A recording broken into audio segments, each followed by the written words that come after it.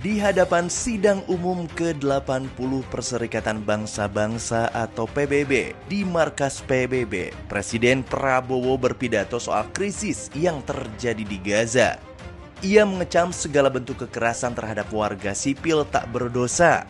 Meskipun secara eksplisit ia mengecam segala bentuk kekerasan, ia tak berani secara langsung menyebut dan mengecam aksi genosida oleh Zionis Yahudi terhadap warga Gaza. Bahkan Prabowo justru menyebut kesiapan Indonesia untuk mengakui eksistensi negara Israel. Ia juga mendukung penyelesaian krisis melalui solusi dua negara. Ironisnya, pidato itu nyatanya dipuji oleh banyak pihak, termasuk oleh pemerintah Zionis Yahudi. Perdana Menteri Yahudi Netanyahu melontarkan pujian terhadap pidato tersebut.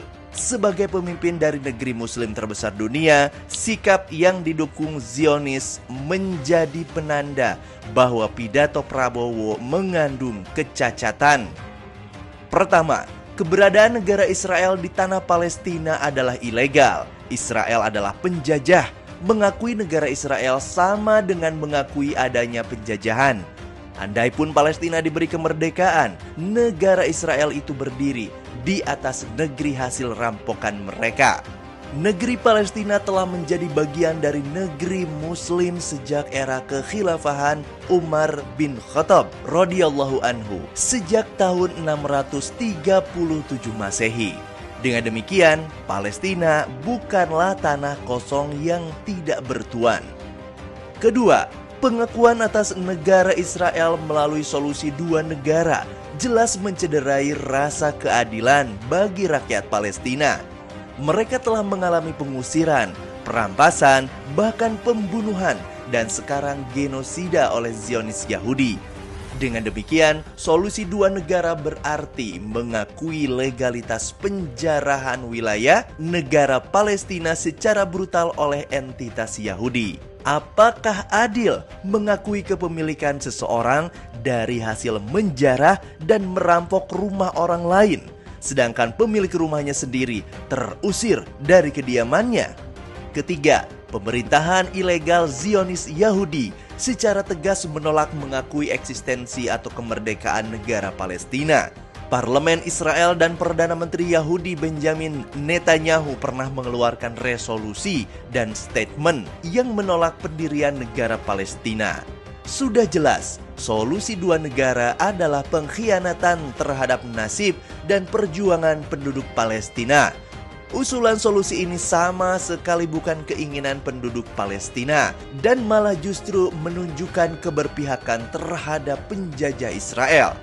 Alih-alih menggunakan solusi tersebut, Allah Subhanahu wa Ta'ala telah memerintahkan kaum Muslim untuk melakukan perlawanan terhadap pihak-pihak yang mengusir dan memerangi mereka. Firman-Nya, "Waqtuluhum haitsu tsaqiftumuhum wa akhrijuhum min haitsu akhrajukum."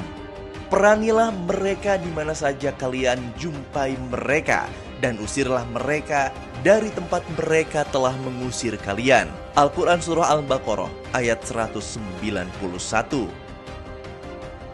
Sayangnya, perintah Allah Subhanahu wa Ta'ala yang mulia ini justru dicampakkan oleh para penguasa Muslim saat ini. Sebagian dari mereka malah mengulurkan tangan untuk membuka hubungan diplomatik dengan entitas Yahudi. Karena itu, kaum Muslim harus bersikap tegas kepada penguasa mereka. Kaum Muslim wajib melakukan amar ma'ruf nahi mungkar terhadap mereka dalam persoalan ini, bukan malah condong dan merasa puas dengan sikap para penguasa mereka.